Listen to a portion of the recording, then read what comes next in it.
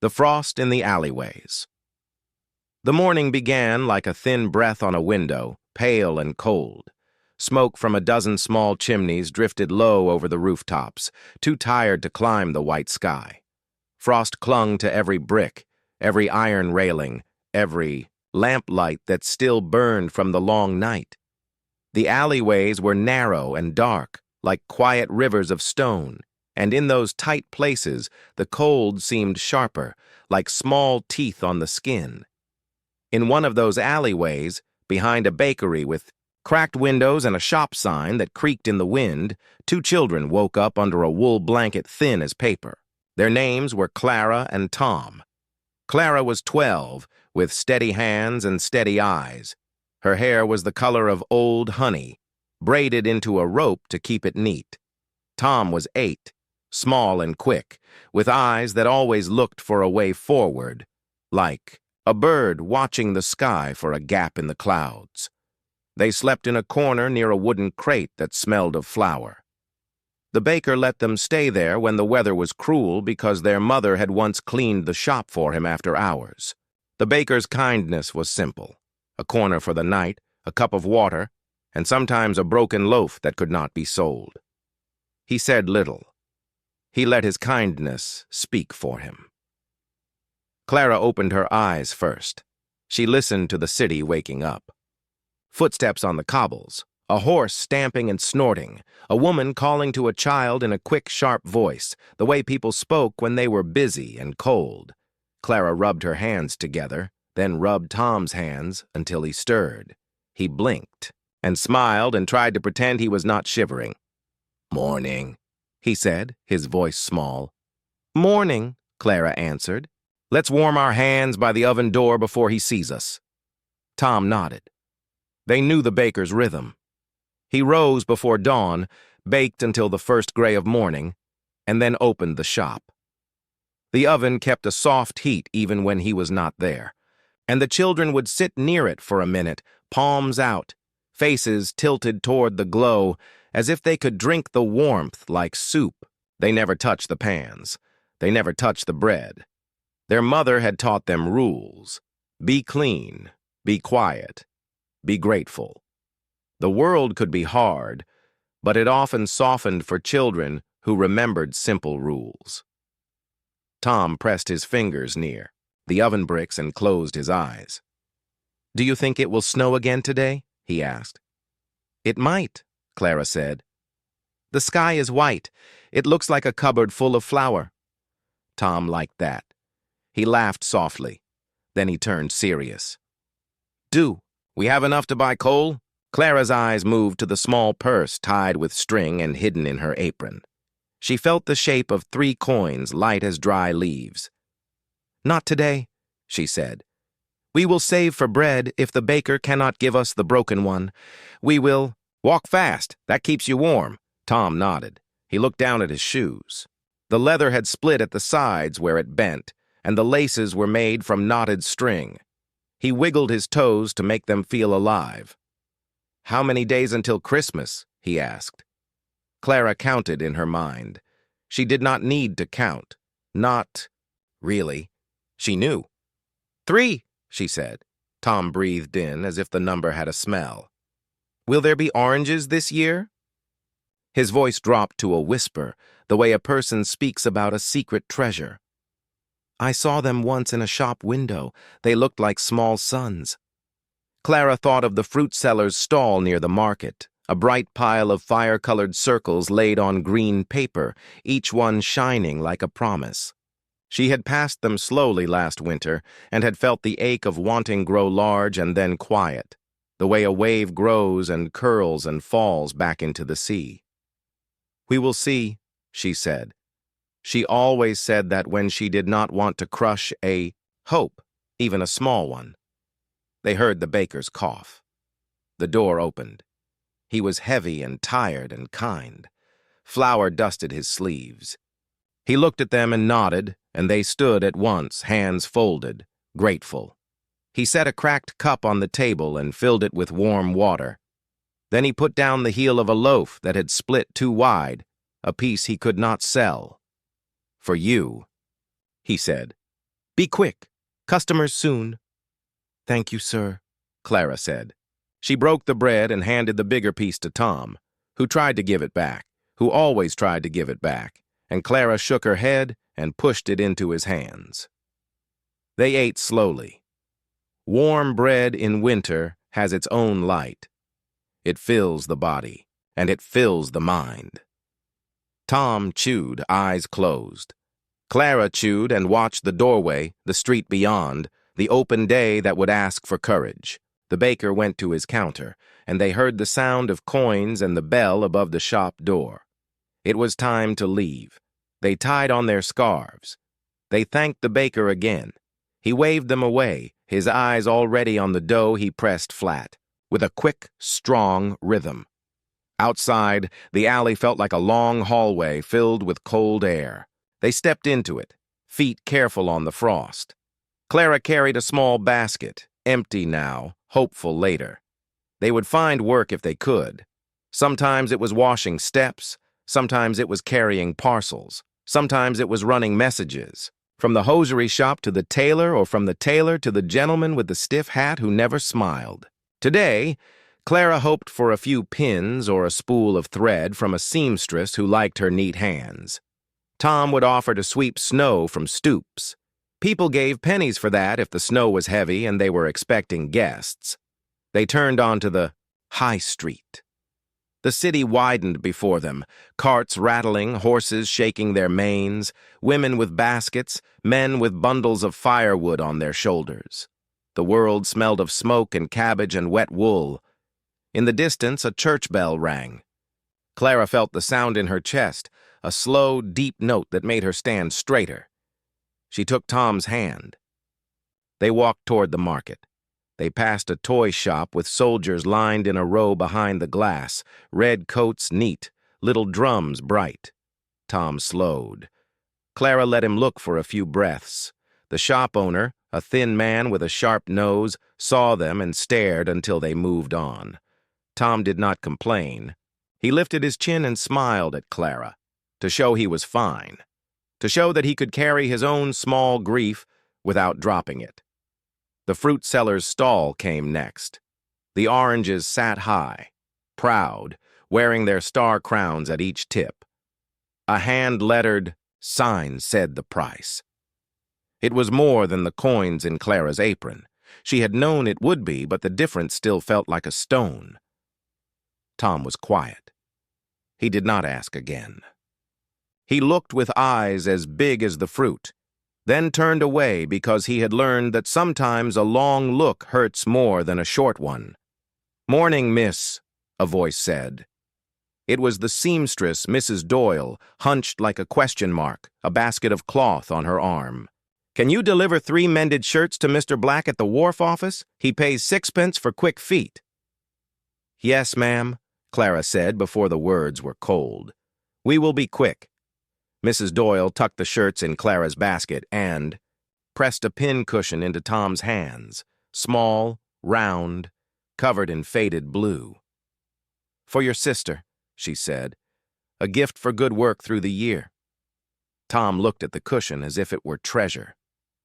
Clara swallowed a thank you that was too big for the moment and let a smaller one out. They walked fast, coats flapping, breath like smoke. The wharf air was thick and bitter, a blend of tar and salt and rot. Ships crouched at the river's edge like patient beasts. Men shouted and ropes creaked. Clara stepped around puddles that hid ice beneath dirt. Tom ran ahead, then back, then ahead again, watching for carts, calling, "Mind yourself!" The way-grown men did. The wharf office stood at the corner, boards gray with age. Mr. Black was a square man with a square jaw. He took the shirts, checked the seams, counted out the coins. He added one more for speed. "Merry Christmas," he said without warmth. "Merry Christmas," Clara answered, her voice bright enough for both of them. When they stepped back into the street, she opened her fingers and let Tom see the coins. He whistled softly. "Can we buy a little coal?" he asked. "Enough for Mama's kettle?" Clara nodded. The kettle sat at the small room they called home. a room in a building that leaned as if it were listening to the ground. The kettle had a dent like a smile and a broken handle wrapped with cloth. Their mother, who had been a dressmaker once, could no longer go down long stairs without pain. Clara and Tom kept the kettle full so she could have tea, thin and weak, but warm. They bought a small bundle of coal, black like night, and a biscuit for Tom because he had run so far and so fast. And then they turned toward home. Home was one small room at the top of a long stair. The door stuck. They had to lift and push at once.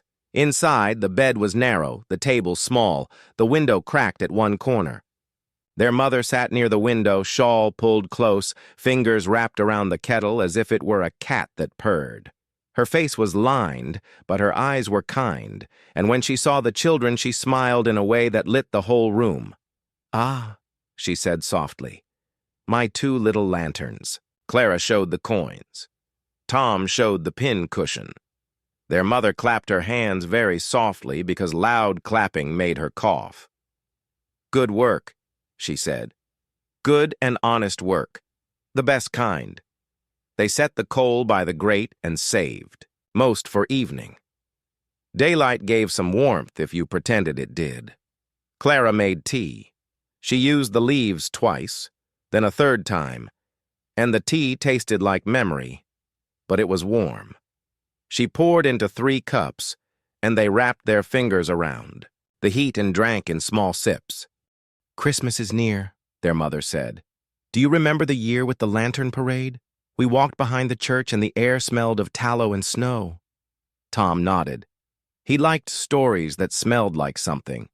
He leaned his chin on the table. "Will we go this year?"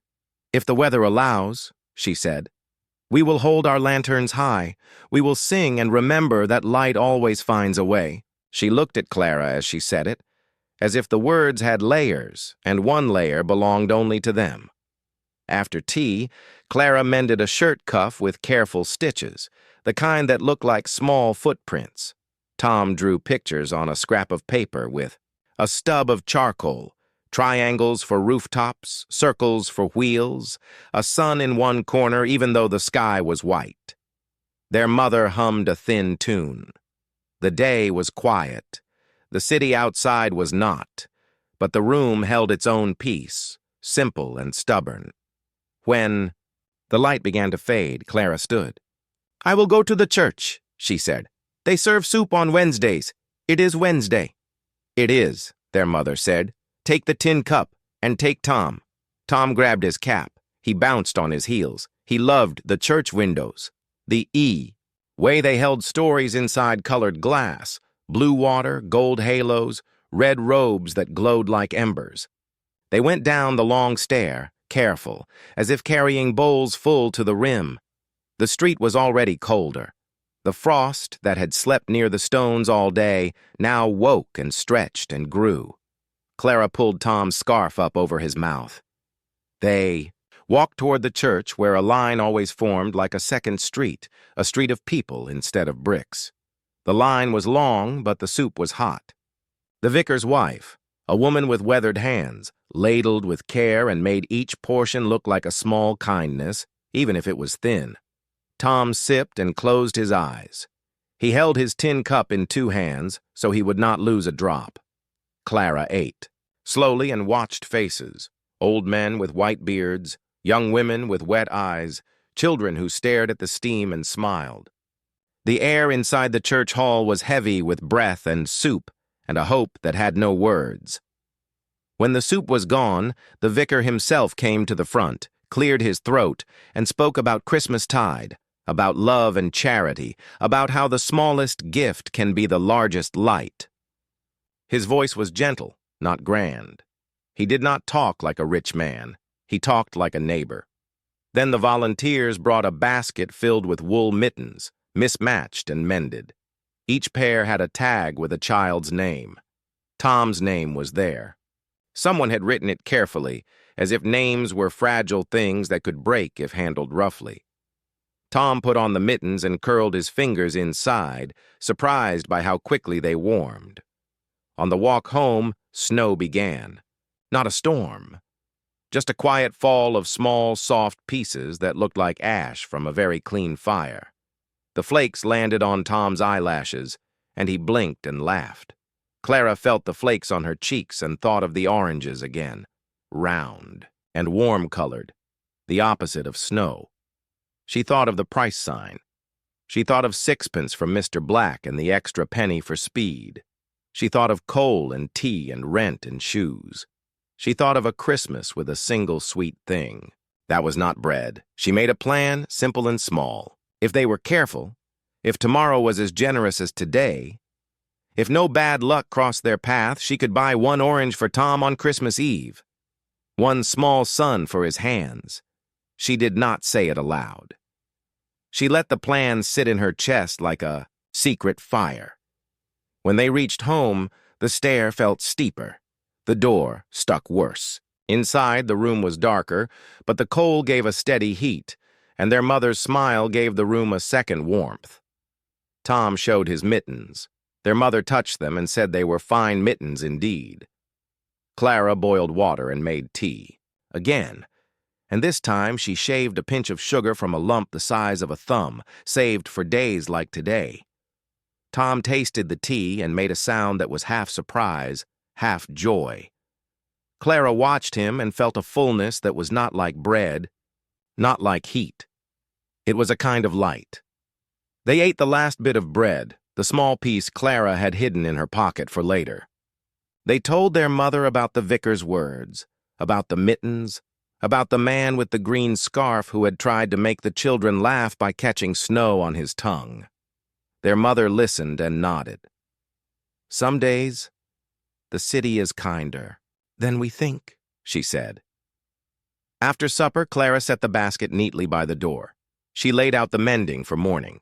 Tom put his drawings under the bed so the corners would not curl. They climbed under the thin blanket.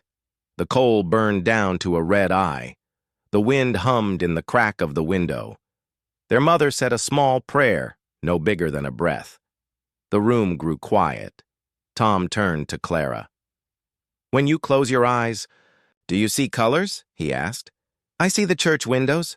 I see blue and red and gold. I see orange," Clara said before she could stop herself. The word slipped out. She felt it in the air like a spark. Tom smiled.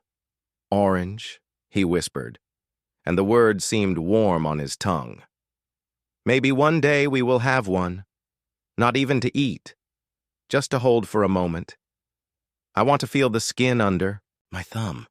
Clara nodded, her throat tight. "Maybe one day," she said. "Sleep now." He slept at once, the easy sleep of children who carry the day in their bones. Clara lay awake longer.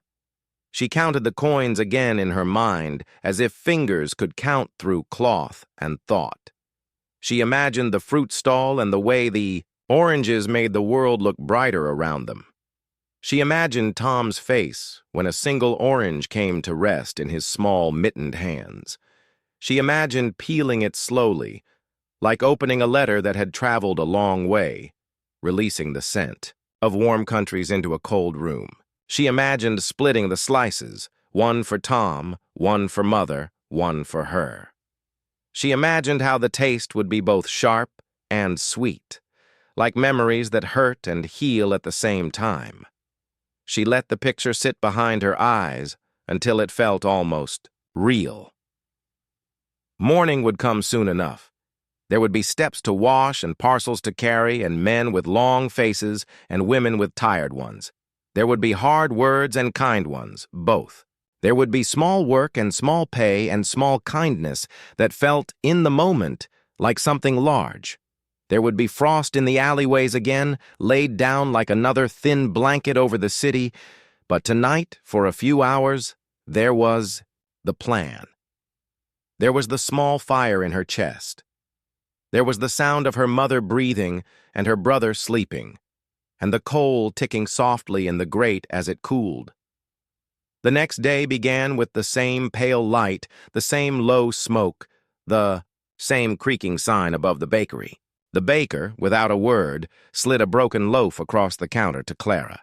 She did not take it all. She took half and pushed the rest back. The baker frowned. then nodded. Tom warmed his hands at the oven bricks, then cleaned crumbs from the floor without being asked. Little acts made little bridges, and little bridges held up the day. At the market, Clara searched for chance work with eyes that were alert but not desperate. Desperation made people look away. Hope made them look twice. She offered to carry a bundle of books for a clerk who had a limp. She walked slow so he could walk steady. He paid her 1 penny more than the ask and said, "Your pace is kind." She thanked him. Tom helped a woman lift her pram over a rut. She had twins.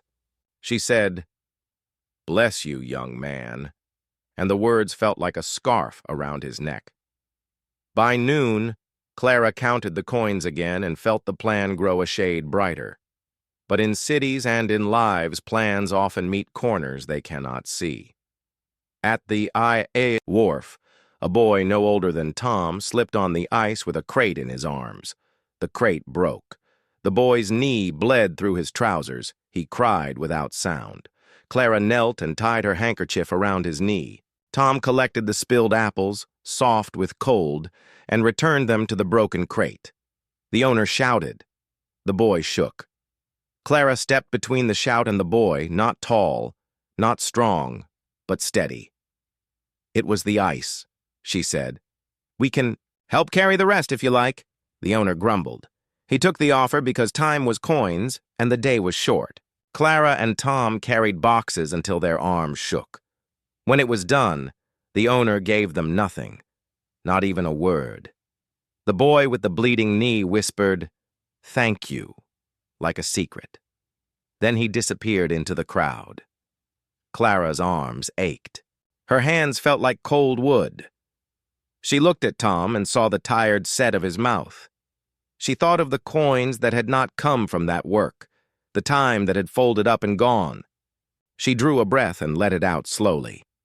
"We will be fine," she said. But the plan inside her dimmed a little. They passed the fruit stall again at dusk. The oranges did not know it was dusk. They glowed the same as morning. The price sign had not moved. The numbers stayed. Tom did not stop.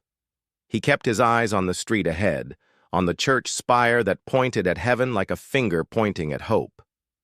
Clara walked beside him and held the plan like a candle cupped against the wind. At home, their mother listened to the story of the boy with the bleeding knee. She touched Clara's hair. "You stepped into the cold for someone else," she said. "That is the only work that never leaves you empty." Clara nodded and smiled, and felt the plan steady itself on those words. She made tea. Tom held his mittens to the fire and said the wool smelled like smoke and safety. They ate bread and a small onion fried in a little fat, and the onion tasted almost like a feast because it was warm and sweet. When they were done, Tom pulled the pincushion from his pocket and set it in the center of the table, like a centerpiece, as if their small table were as grand as any in the big houses, as if cloth and thread were flowers. Before sleep, Mother told them a story. She told them about a day long ago when she was small and the city was just as big and just as cold. A stranger had given her an orange on Christmas Eve. She had never seen such a bright thing. She had peeled it with her grandmother, one slice at a time, and they had made the smell last until spring by saving the peel in a drawer with their linen. Every time they opened the drawer, the scent came back like a memory that had learned to walk. "Some gifts last longer than they look," their mother said. "Some gifts are seeds." Clara lay awake a long time after that, thinking about seeds and peels and drawers that smell like summer on winter days. She thought about how a single bright thing can light a whole room. She thought about how hunger is large, but hope is not, small. It is quiet, and that is different. She thought about how tomorrow would be the day before Christmas Eve, and how, if the city was gentle for just a few hours, she would walk to the fruit stall and exchange coins for a sun. Outside, snow fell again, slower this time, as if the sky was careful not to wake the roofs. The alleyways grew whiter, softer. Somewhere far off, a carriage rattled and then faded. The city slept like a giant with many lungs breathing in many rhythms. In one small room at the top of a long stair, 3 lives breathed too, also in different rhythms, and their breaths wove together enough warmth to see the night through. Clara slept at last, and in her sleep, she walked a market where everything cost kindness, and she had plenty in her pockets. When morning came, as it always does, the frost in the alleyways seemed thinner, as if something had already started to change. Clara did not know yet what shape that change would take. She only knew there was work to do, steps to climb, people to help, and a stall with a neat sign and a pile of small suns that might, if the day allowed, turn the cold into sweetness. On a child's tongue, and with that quiet hope folded deep behind her ribs, she rose, woke Tom, kissed her mother's brow, and stepped out into the bright white streets of a city waiting for Christmas. Whispers of Christmas Eve. The morning of December 23rd began, not with sunlight, but with a slow silver glow that seeped over the rooftops. The frost had grown thicker overnight, wrapping railings and door handles in white lace.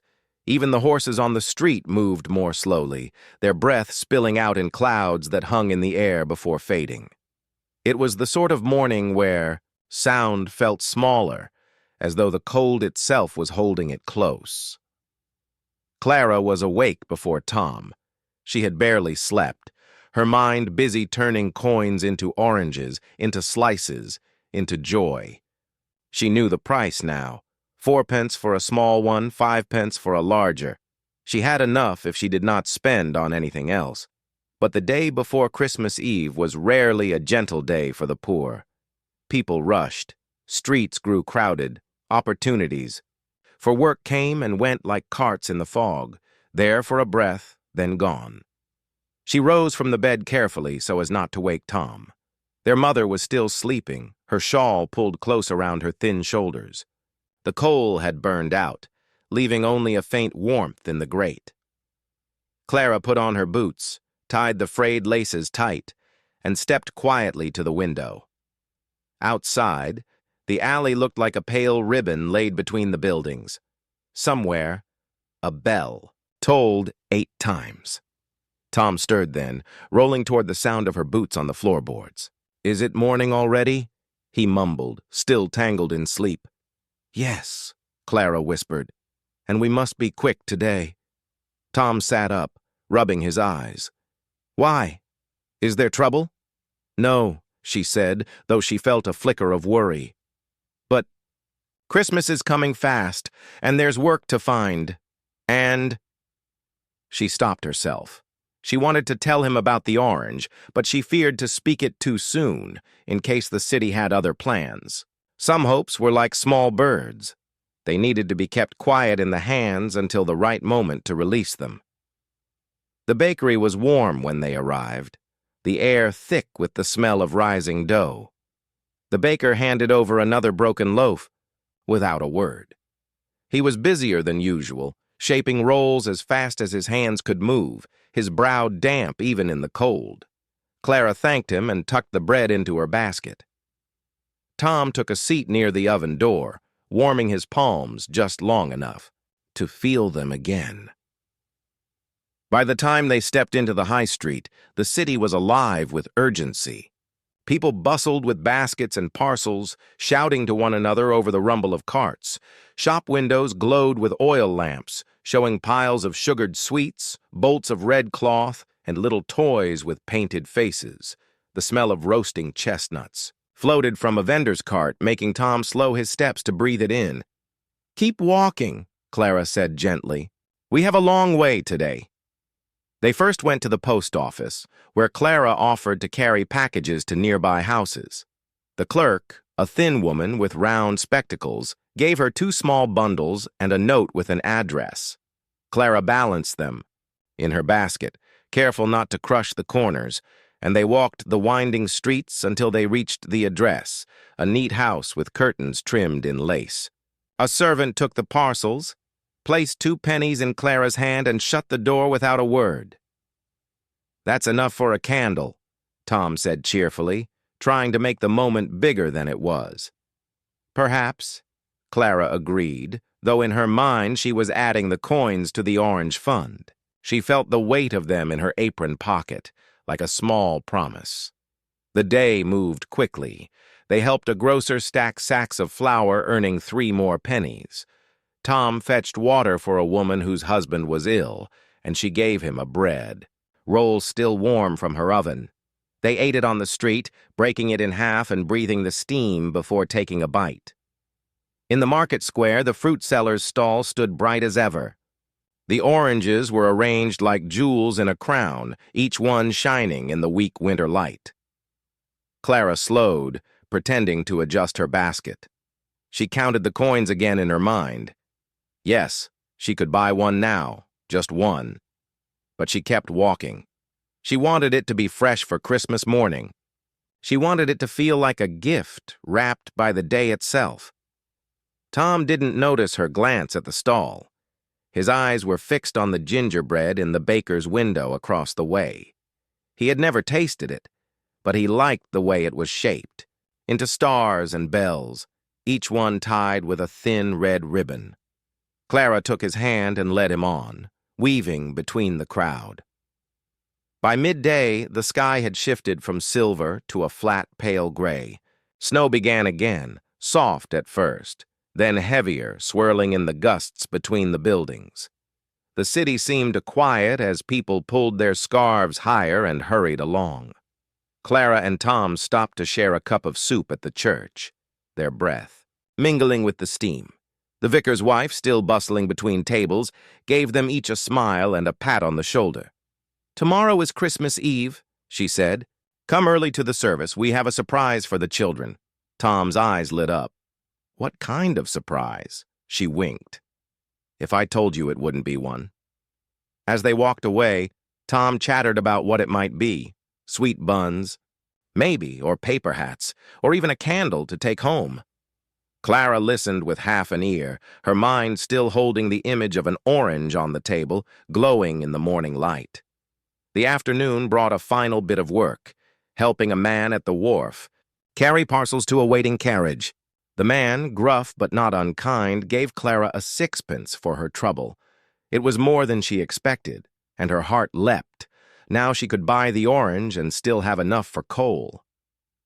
The plan was no longer just a hope, it was a certainty if the day of Christmas Eve was kind.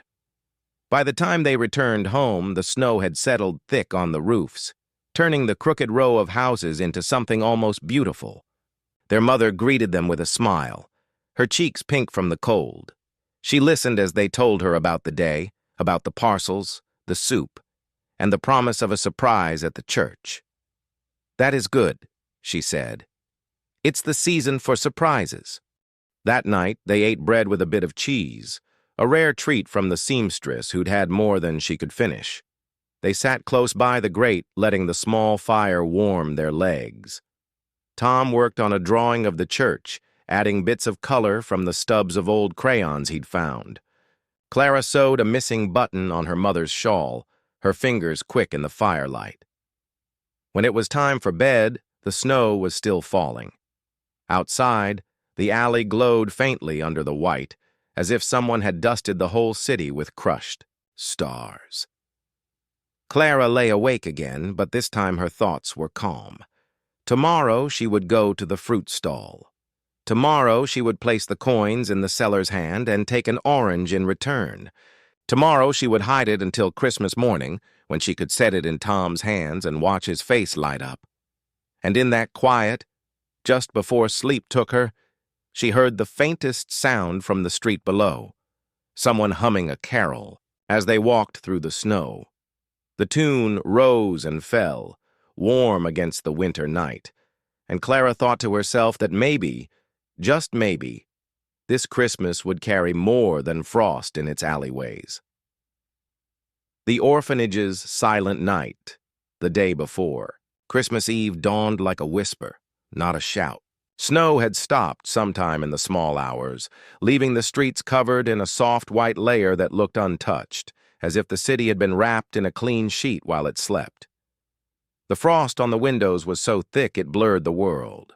Outside, turning lamplights into little golden smudges, Clara woke to the sound of the baker's cartwheels creaking past in the alley. She sat up quickly, remembering what day it was.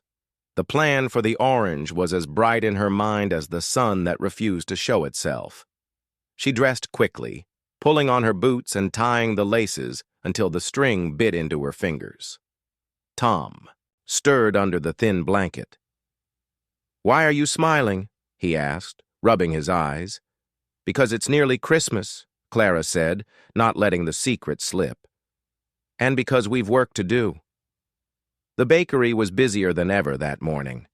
The air inside was a storm of flour, and the oven's heat hit them the moment they stepped through the door. The baker didn't speak much, but he slid them each a small bun, an unheard of kindness on such a busy day, and pointed toward the back door. Clara guessed he wanted them out quickly so he could serve the endless stream of customers. They stepped into the street with warm buns in hand, steam curling in the cold air. Tom bit into his so quickly the crust cracked under his teeth. Clara ate hers more slowly, savoring each bite as if she could stretch the warmth into the rest of the day. Their first task was to deliver a bundle of mended clothes for Mrs. Doyle, the seamstress. She lived near the edge of the market, in a narrow street lined with laundry lines now heavy with snow. She was waiting for them, the bundle ready and tied in brown paper. "Take this to the orphanage," she said, placing it gently into Clara's arms. "The little ones will need something warm for Christmas." "The orphanage?" Tom asked. "Can we see them?" Mrs. Doyle smiled softly. "If they let you in, yes. But be quick. There's a storm coming later." The walk to the orphanage was longer than Clara expected. They passed through the richer part of the city first, where shop windows gleamed with ribbons, sweets, and toys. Children in thick coats and polished boots pressed their noses to the glass, pointing and laughing. The warmth from inside seemed to spill onto the street, and for a moment Clara imagined what it would be like to belong to such a world. But the rich streets gave way to quieter ones, where the houses leaned in as if trying to share heat. And the shop fronts were bare or boarded up. The smell of roasting chestnuts disappeared, replaced by coal smoke and the faint sourness of damp wool. The orphanage stood at the end of a narrow lane, its brick walls dark and worn by years of rain and soot. A wooden sign above the door read, "St. Mary's Home for Children," the paint so faded it was barely visible. The building looked cold even from the outside. When they knocked, a tall woman in a dark dress opened the door. Her hair was pulled into a tight knot, and her face was kind but tired. Clara explained that they had brought the clothes from Mrs. Doyle. The woman's expression softened. "Come in," she said. "You can set them in the common room." Inside, the air was warmer but smelled faintly of boiled cabbage and old wood. The common room was large but nearly bare, except for a few wooden benches and a fireplace that gave more light than heat. Around the room, children sat in small groups, some mending socks, others playing quietly with scraps of cloth or wooden blocks worn smooth with age. Tom's eyes went wide. "There are so many of them," he whispered. Clara nodded. There were boys and girls of all ages, from toddlers barely able to walk to older ones who looked ready to work in the factories. Yet, despite their numbers, the room was quiet. It was the kind of quiet that wasn't peaceful. It was the quiet of knowing there wasn't much to talk about. The tall woman, Miss Alder, she introduced herself, took the bundle and began handing out the clothes. Clara noticed how the children's eyes followed each garment as if it were a treasure chest being opened. A small girl, no more than 6, held a knitted scarf to her cheek and closed her eyes as if the softness itself was a gift. Tom never won. To stay still, edged closer to a group of boys who were playing a game with buttons on the floor. They let him join, and soon there was laughter. A thin, surprised kind of laughter that sounded as though it had been hiding for months. "Miss Alder," told Clara, We do our best, but Christmas is hard. There are many mouths, and only so much to go around. Clara hesitated before asking, "Will they have any presents?" Miss Alder's smile was small and a little sad. "Each child will get a single orange. It's the one thing we can manage. Every year. It's tradition here.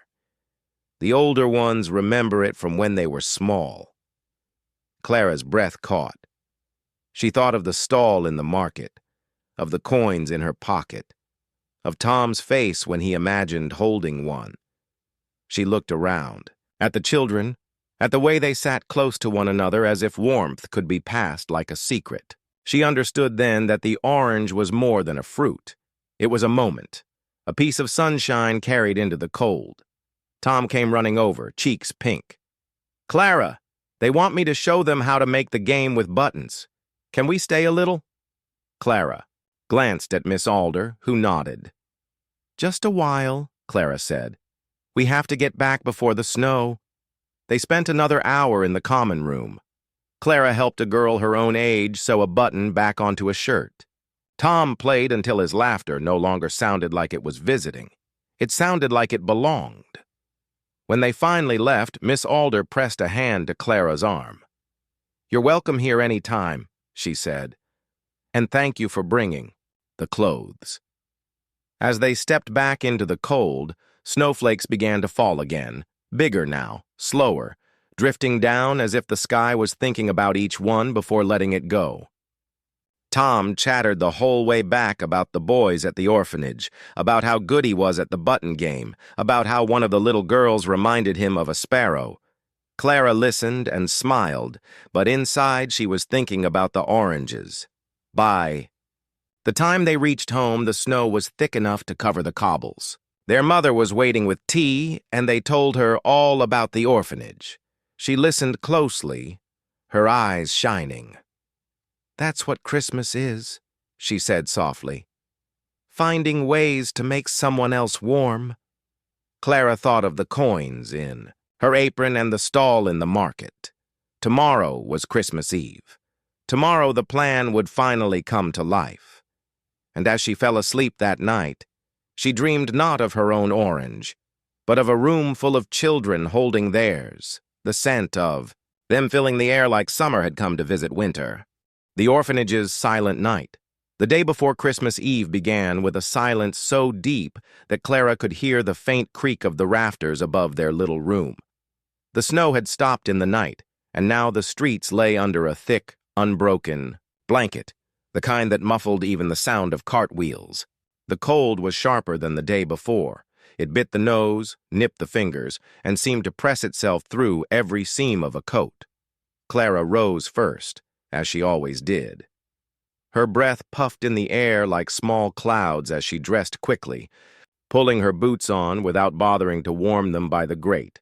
She glanced toward her mother, who slept lightly, her shawl wrapped close, and toward Tom, who had curled into a ball under the thin blanket. When she touched his shoulder, Tom blinked at her, still half in dreams. "Is it morning already?" he murmured. "It is," Clara said, "and it's a busy day ahead."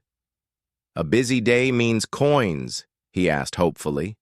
"It means we'll try our best," she answered, giving him the smallest smile. Inside her apron pocket, she felt the coins they had saved so far, more than ever before. Enough for an orange if nothing went wrong. But she didn't tell Tom. Not yet. Some joys, she thought, were sweeter when they arrived as a surprise. They stopped at the bakery first. The door gave a small groan as Clara pushed it open, and the familiar rush of heat and the smell of rising bread wrapped around them like a blanket. The baker, flour on his sleeves and a smudge across his cheek, was working faster than they'd ever seen, shaping rolls and sliding them into the oven with quick, practiced movements. Without looking up, he reached for a loaf with a split crust and handed it to Clara. "For you," he said, voice gruff but kind. "Thank you, sir," Clara replied. Tom clutched the loaf as though it were gold. The streets were busier than usual despite the snow. The wealthier parts of town seemed to glow, shop windows dressed with ribbons, gold foil, and tiny oil lamps that made the glass sparkle. Behind, the panes. There were piles of sugared almonds, little carved soldiers, red and green paper chains, and dresses and fabrics that seemed to shimmer even in the dim winter light. Clara felt Tom slow his steps, his gaze caught by a gingerbread house in one window, its roof dusted with sugar snow. She gave his hand a gentle squeeze and kept walking. Looking too long at things you couldn't have, she'd learned could make your heart ache worse than hunger. By mid-morning, they had completed 2 errands, a delivery for the post office clerk and carrying a parcel for the grocer to a customer's home. Neither job paid much, but each coin went into Clara's apron with care. Her mind was fixed on the market, on the fruit stall that glowed with colors rare in winter. They were on their way there when they ran into Mrs. Doyle, the seamstress.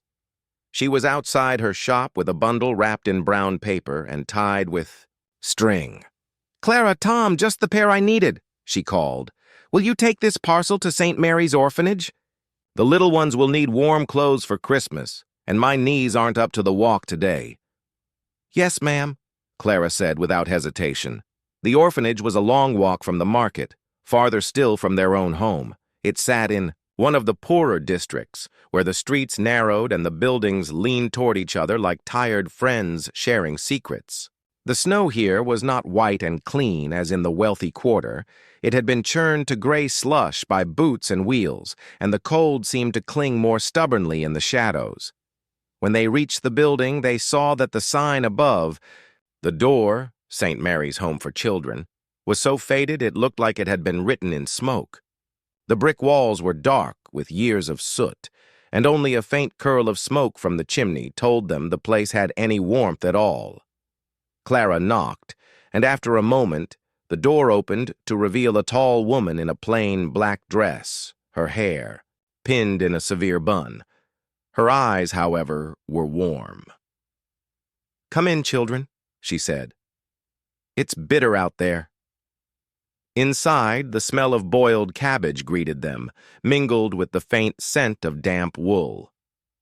The common room was large but sparse.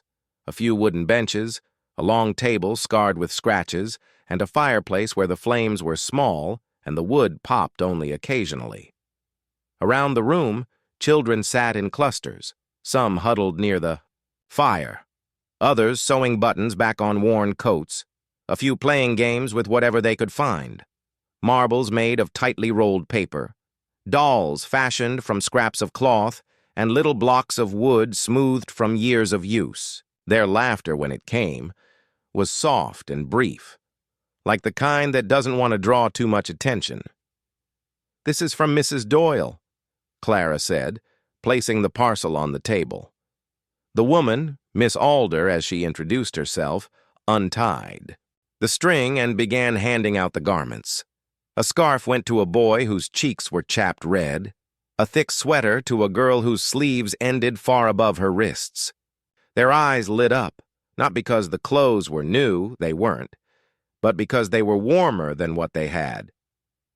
Tom wandered over to a group of boys playing a game with buttons on the floor, and before long he was kneeling with them, showing them how to flick a button so it spun across the wood. His laughter, bright and unguarded, filled the room in a way that seemed to stretch the walls wider. Clara stayed near the fire, speaking quietly to Miss Alder.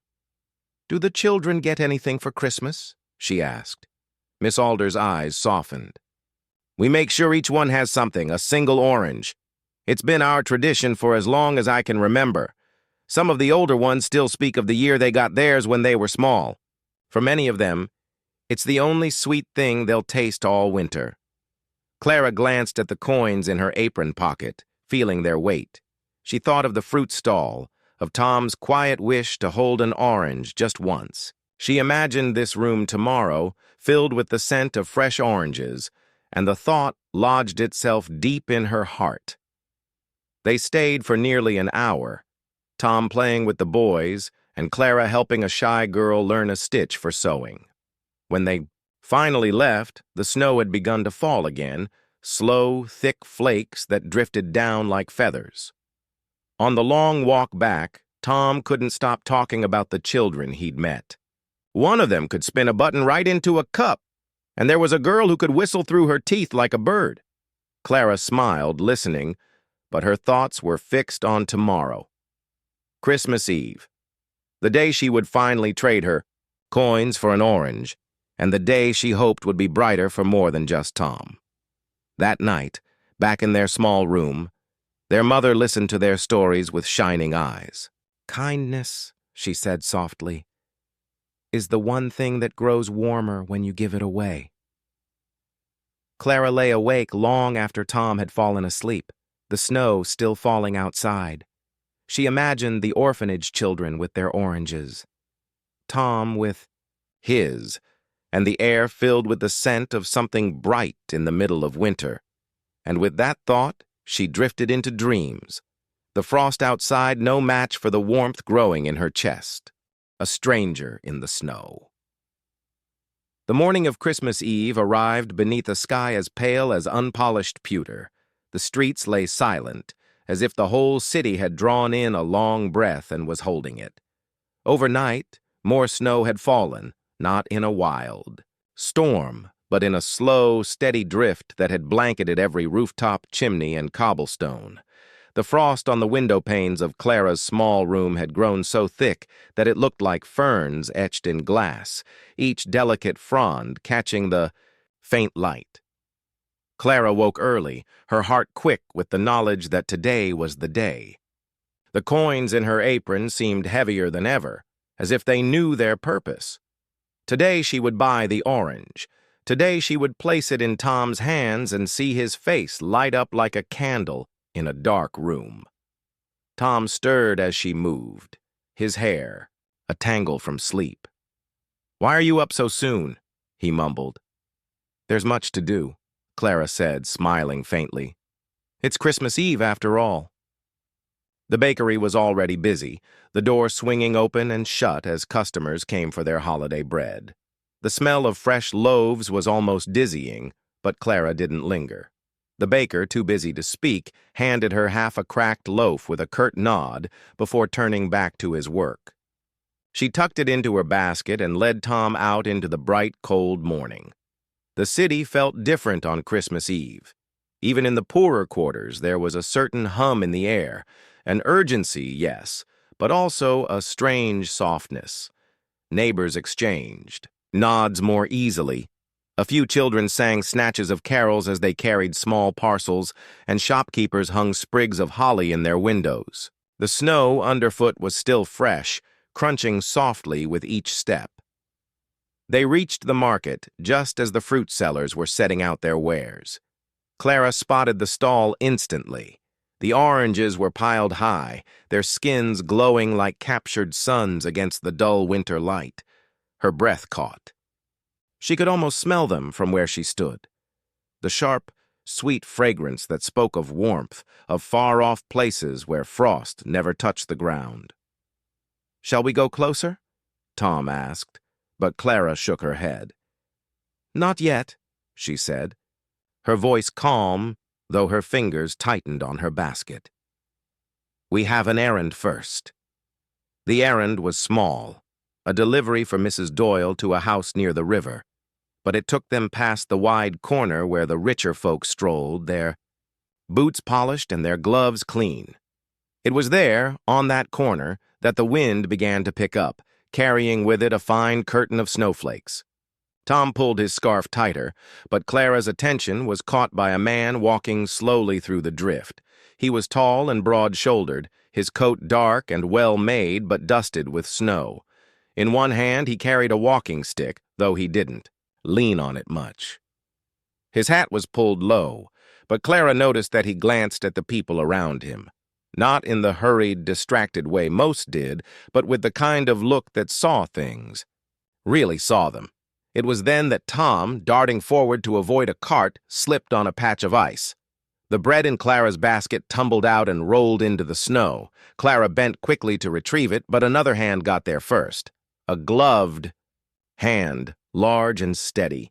She looked up into the stranger's face. His eyes were gray, clear, and calm, and there was something about them, something that made Clara's heart pause for half a beat. "You dropped this," he said, handing her the loaf. His voice was deep but warm. "Thank you, sir," Clara said, lowering her gaze out of habit. People in fine coats rarely spoke to her, except to give instructions. The man glanced at Tom, who was brushing snow from his knees and grinning sheepishly. "Are you hurt, lad?" "No, sir," Tom said quickly. "Just clumsy." The man's mouth twitched in what might have been a smile. Then his gaze shifted back to Clara, lingering for a moment longer than seemed necessary. "On your way to the market?" he asked. Clara hesitated. "Yes, sir." "Will you allow me to walk with you?" he said. "The streets are slippery, and I'd rather see the two of you arrive in one piece." Clara wasn't sure why she agreed. Perhaps it was the calm in his voice, or the way his eyes seemed to hold a kind of quiet interest that wasn't unkind. They walked together through the market square, weaving past stalls selling everything from roasted chestnuts to bolts of cloth. The stranger didn't speak much, but when he did, it was to ask simple things. Whether they lived nearby, whether they had work, whether the snow was heavier than last year. When they reached the fruit stall, Clara's steps slowed. Her pulse quickened as she looked at the oranges, each one lit from within by the pale morning light. She reached into her apron for the coins, feeling their cool weight in her palm. Tom's eyes followed her hand. "What are you—" he began, but Clara silenced him with a small shake of her head. The seller, a plump man with red cheeks, saw her approach. "One orange?" he asked, already reaching for the smaller ones near the top. Clara nodded, holding out her coins. But before the seller could take them, the stranger stepped forward. "Two of your finest," he said, placing a silver coin on the stall. Clara's eyes widened. "Sir, The man raised a hand. "Consider it my Christmas gift, a little warmth for the day." Tom stared at the oranges as the seller wrapped them carefully in paper. When Clara took them, the weight in her hands was more than just fruit. It was light and color, and something that felt dangerously close to hope. The stranger tipped his hat. "Merry Christmas," he said, and then, without waiting for thanks, he walked away into the snow, his dark coat disappearing into the crowd. Clara stood for a long moment, the paper-wrapped oranges warm against her palms despite the cold air. Tom finally whispered, "Who was he?" "I don't know," Clara said softly. "But I think he saw us." They turned toward home, the scent of the oranges already escaping the paper, curling up into the crisp winter air. And as they walked, Clara thought of the stranger's eyes, the kindness in them, and how sometimes, on a cold day, a single unexpected act could feel like the beginning of something much larger. The gift that changed everything. The snow that Christmas Eve afternoon fell more quietly than before, as if the sky itself were trying not to disturb the world below. The streets were dimming early, the weak winter sun already sinking behind rooftops, tipped with frost. Clara and Tom walked home slowly, the two oranges wrapped carefully in paper in the bottom of the basket. The scent was faint but unmistakable, sharp and sweet, carrying with it the warmth of far-off orchards. Clara held the basket close to her chest as if guarding treasure. She felt as though she were carrying two little pieces of the sun through the cold streets. Every so often the wind would shift and the fragrance would rise again, making her heart leap. Tom, for once, was quiet. He kept glancing at the basket, then at Clara, his lips pressing into a smile that he couldn't quite hide. He didn't speak of the stranger, but she knew he was thinking about him. She was, too. It felt strange, this sudden kindness from someone who owed them nothing. It was the kind of act that made the air feel different, as though the cold couldn't bite quite as hard. When they reached their building, they climbed the long, uneven staircase to the top. Their mother was sitting by the grate, mending a tear. in her shawl by the fading light. She looked up as they entered, and her eyes caught the faintest gleam of the orange skins through the paper. "What is this?" she asked softly, setting down her needle. Clara knelt beside her and unwrapped the bundle. The paper fell away, and there they were, the two perfect oranges glowing in the dim room as though they carried their own light. For a moment, no one spoke. The smell filled the space instantly, chasing away the scent of coal and damp wool. Tom crouched beside his mother, eyes wide. "They're real," he whispered, as if afraid they might vanish if he spoke too loudly. Clara explained about the stranger in the snow, about how he had bought them both without asking for anything in return. Her mother listened quietly, her hand resting on one of the oranges as though testing its reality. "That man gave you more than fruit," she said at last. "He gave you proof that the world still remembers how to be kind." They decided to save the first orange for the next morning, Christmas morning, so it could be shared as their first gift of the day. But the second would be for tonight, for the three of them together by the fire. Their mother took a small paring knife from the table and pressed the tip into the bright skin. The peel gave way with a faint, satisfying sound, and instantly the room filled with a stronger burst of fragrance. Tom leaned forward, breathing it in like a boy trying to capture summer in his lungs. The peel came away in curling strips, the oil from the skin clinging to their fingers. Clara picked up one strip and held it to her nose. It was bright and clean and alive in a way nothing else in winter could be. When the fruit was bare, their mother split it gently into sections. The flesh glistened, each segment like a tiny lamp. She placed one piece into Clara's hand, one into Tom's, and kept one for herself. They ate slowly, letting the juice burst in their mouths, sweet and sharp all at once. For Tom, it was his first taste of an orange. His eyes closed, and a small, involuntary sound escaped his lips, half a laugh, half a sigh. "It's like," he began, struggling for words. "It's like if sunshine had a taste." Clara nodded. For her, it was not the first orange she had ever eaten, but it was the first in many years, and the first she had ever eaten without guilt, without wondering if she should save her share for someone else. She savored every bite, letting the flavor linger until it faded completely, leaving only the memory and the scent on her fingertips. They saved the peel. Their mother laid the strips carefully on a small plate to dry. "We'll keep them," she said. "Put them in the drawer with the linen. Every time we open it, the smell will remind us of this night." The fire in the grate was low, but somehow the room felt warmer. Tom curled up on the rug with his new mittens, humming a carol under his breath. Clara sat beside her mother, leaning into her shoulder, feeling the steady rhythm of her breathing. Outside, the snow continued to fall, coating the rooftops, softening the corners of the city. Somewhere in the distance, a church bell began to ring, slow and deliberate, marking the hour. Clara thought of the stranger's gray eyes, the way he had placed the silver coin on the stall without ceremony, as though giving was simply what one did when the chance came. That night, when they lay down to sleep, Clara whispered to Tom, "Tomorrow morning, we'll have the other one, but it will be more than just fruit. It will be the best Christmas gift we've ever had." Tom grinned in the dark. "I'll dream about it," he said. And so he did, and so did Clara, though in her dream the orange was not just for them. It was for every child in the orphanage, for every cold alley, for every heart that needed a little piece of light in the winter.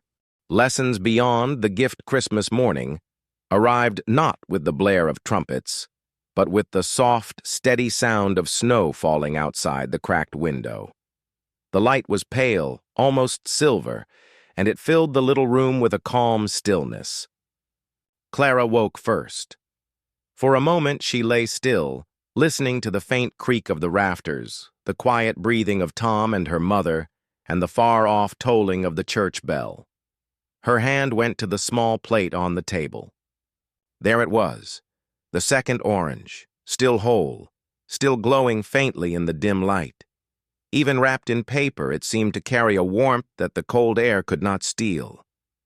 Clara smiled, her heart swelling with the thought of sharing it. "Wake up," she whispered gently to Tom. "It's Christmas." He stirred, blinking, then sat up with a grin. "The orange?" he asked, already slipping his feet into his worn boots. Their mother sat up slowly, wrapping her shawl tighter. She looked at the orange as though it were a jewel. "Shall we?" she asked. Clara unwrapped it carefully, as if peeling back the paper on something fragile and priceless. The skin shone in the light, and when her mother pierced it with the tip of the small knife, the scent filled the room like a sudden burst of summer. The three of them sat close by the grate, the low fire crackling faintly. Their mother peeled. The orange in a slow spiral, her hands steady, the curl of skin falling away in one long ribbon.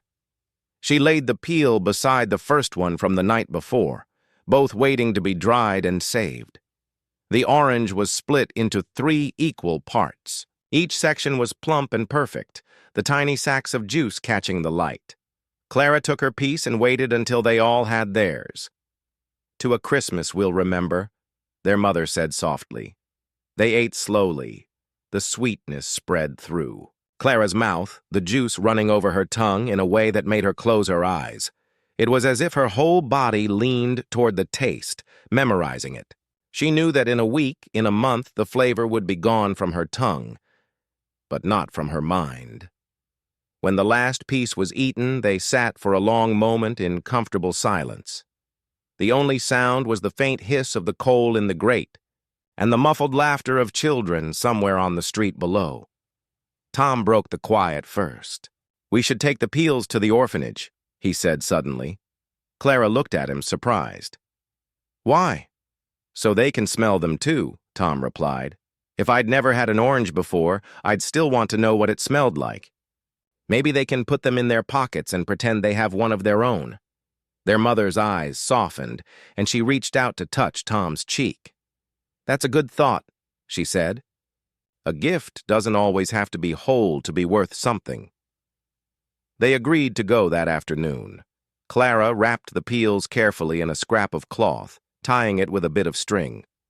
When the church bells called the hour, they set out, the snow crunching under their boots. The air was sharper than yesterday, the wind finding its way down the neck of every coat. When they reached St. Mary's, Miss Alder looked surprised to see them. "Merry Christmas," she said, ushering them in. The room was warmer than before, and there was a faint sweet smell in the air. The orphanage's own oranges, one for each child, had already been given. Still, Tom stepped forward with the small bundle. "We had 2, he said. "We wanted you to have this." Miss Alder untied the string. The scent rose instantly, bright and sharp. The children nearby turned to look, drawn by it. "It's from their Christmas orange," Tom explained. "You could put the peels in the drawer with your things, and every time you smell them, you can remember today." Miss Alder smiled, a smile that reached her eyes and made her face look years younger. "That," she said, "is a gift worth more than anyone realizes." One of the smallest children, a boy in a patched coat too big for him, reached out to touch a strip of peel. "It smells like the sun," he whispered. Clara felt a warmth spread through her that had nothing to do with the fire in the grate. The lesson was simple, but it took root deep inside her. The worth of a gift was not in its size or price, but in the care with which it was given. They stayed a while, helping the children make paper chains from scraps of colored paper and thread. When it was time to leave, the children waved from the doorway, their voices rising in a cheerful, uneven chorus of "Merry Christmas!" On the walk home, Clara thought of the stranger again, how a single act from someone they might never meet again had started all of this. It had given them 2 oranges, yes, but also a reason to give something themselves. When they reached their own door, the sky was beginning to turn the soft blue of early evening, the first stars pricking through. Clara looked at her mother and Tom, and she knew this Christmas would stay with them long after the last piece of peel had lost its scent. A Christmas returned. Years have a way of passing quietly, like snow falling at night, unnoticed until you wake to find the world transformed. It had been more than a decade since the Christmas Eve when a stranger in the snow bought 2 oranges for Clara and Tom. Much had changed since then. The alley where they once lived was gone, replaced by newer buildings. The bakery had a fresh sign, though the smell of bread was still the same. St. Mary's Orphanage still stood, its bricks dark with age, but now there was a new roof and windows that didn't rattle in the wind. Clara was no longer the thin, watchful girl who had walked the market with coins in her apron. She was now 23, her hands steady from years of sewing for a small dress shop she partly owned with Mrs. Doyle, who had grown too old to run it alone. Her hair was still the color of old honey, but now it was neatly pinned back, and her dresses, while plain, were warm and well kept. Tom, 19, had grown taller than her, his shoulders broad from work at the docks. He carried himself with the easy stride of someone used to lifting heavy things, but his eyes still had the same quick light as the boy who had played the button game in the orphanage. It was a week before Christmas when Clara noticed him standing at the shop door, holding a small paper parcel. "What's that?" she asked, wiping her hands on her apron. He smiled, the kind of smile that told her he'd been keeping a secret. "Come with me and see." They walked together through the market. The air was cold but bright, and the stalls were full of the same sights and smells they'd known as children. Roasted chestnuts, ribbons, cloth, and, most striking of all, the oranges. Piled high, glowing in the winter light, they looked exactly as they had that day long ago. Tom stopped at a stall and nodded to the seller. "4 of your finest," he said, placing coins on the counter without hesitation. The seller wrapped them carefully in paper and handed them over. Clara stared at him. "4?" she asked. "Tom, that's 2 for us," he said, "and 2 for someone else, just like before." It was as though the years folded back for a moment, and she was again that girl with a secret plan in her heart. She understood immediately what he meant. They carried the parcel through the narrow streets until they reached a part of town Clara hadn't visited in years. The poorer quarter, where the buildings leaned as if tired, and where children's laughter still rang out in alleyways despite the cold. Near the corner they saw her, a girl of about 9, standing in the snow with a basket of matches that no one seemed to be buying. She wore no gloves, and her coat was so thin it looked more like a summer dress with sleeves. She was stamping her feet to keep warm, her eyes darting toward passers-by with a mix of hope and worry. Tom stopped. "Her," he said quietly. Clara nodded. They approached the girl. "Merry Christmas," Clara said gently. The girl blinked, unsure whether to answer. "Merry Christmas," she said at last, her voice small. Tom held out the paper parcel. "For you," he said. She hesitated. "What is it?"